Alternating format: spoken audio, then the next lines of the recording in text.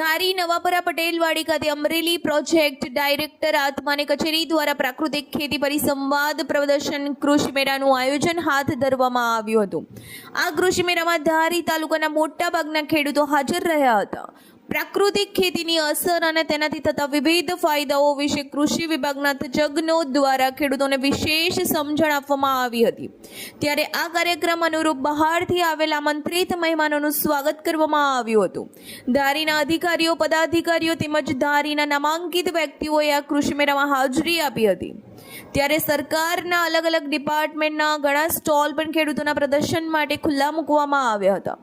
અમરેલી પાર્કમાં project director જીદના માર્ગદર્શન હેઠળ આ કૃષિ મેળાનું સુંદર આયોજન કરવામાં આવ્યું હતું અને આ કાર્યક્રમને ખૂબ જ સફળતાપૂર્વક સાંજે પૂર્ણ કરવામાં આવ્યો હતો।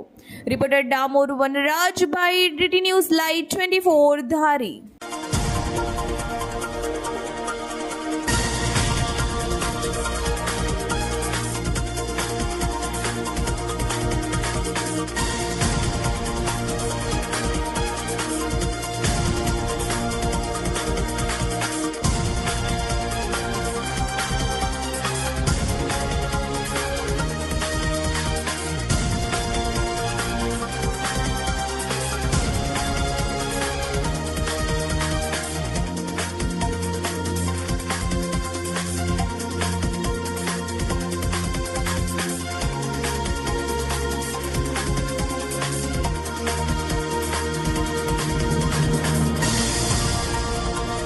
આજે ધારી તાલુકામાં ખાંભા, ધારી અને બગસરા તાલુકાના ખેડૂતોનો સંયુક્ત ઉપક્રમે પ્રાકૃતિક કૃષિ વિકાસ બોર્ડ અંતર્ગત આત્મા પ્રોજેક્ટ ડાયરેક્ટર આત્મા દ્વારા આજે કૃષિ મેળા એટલે પાક પરિસંવાદનું આયોજન કરેલું, જેમાં મોટી સંખ્યામાં ખેડૂત ભાઈઓ અને બહેનો ઉપસ્થિત રહ્યા અને જેઓએ ખેતી જે કે સજીવ આપણે જોઈએ કે પ્રાકૃતિક ખેતી, તો પ્રાકૃતિક ખેતી કેવી રીતે કરવી, એમાં કેવી રીતના એના પાયાના ધોરણો શું છે, આ ઉપરાંત પ્રાકૃતિક ખેતીના આયામો શું છે, પ્રાકૃતિક ખેતીના ફાયદા શું છે, જમીન કેવી રીતે બચાવવી, માણસનું સ્વાસ્થ્ય કેવી રીતે બચાવવું, આ તમામ વિષયો ઉપર તજજ્ઞો દ્વારા અને ખેડૂતના અનુભવો દ્વારા ખેડૂતોને ખૂબ સારું માર્ગદર્શન આપવામાં આવેલું।